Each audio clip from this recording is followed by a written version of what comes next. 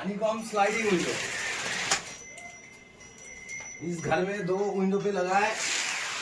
पूरा घर अभी अंधेरा छा गया, जो भी लाइट है मोबाइल की फ्लैश पे। और हनीकॉम ऐसे स्लाइड कर दो, इसके साथ आएगा मॉस्किटो स्लाइडिंग विंडो। हवा ववा सब कुछ अंदर आएगा, मच्छर वच्छर कुछ भी अंदर नहीं आ पाएगा। और इधर पे भी हनीकॉम को स्लाइड कर दो, चाहे तो मिडिल पे रखो, जैसे तैसे इस्तेमाल करो। हम लोग ये काम कर रहे हैं बड़ा नगर में, मेन बाजार के पास हमारा काम हो रहा है। और ये काम हुआ कलकत्ता बड़ा नगर के पास, दादा के घर में काम किया।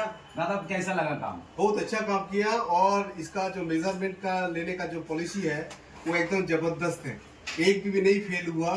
आप पे मैं सबको रिकमेंड करना चाहता हूँ कि आप भी लगाओ और मच्छर से बचो और धूप से बचो और एसी का बिल भी कमाओ। Thank you so much. Thank you दीपापा।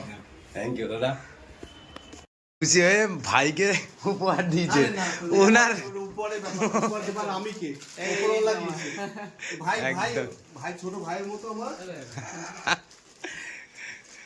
খুশি হয়েছে?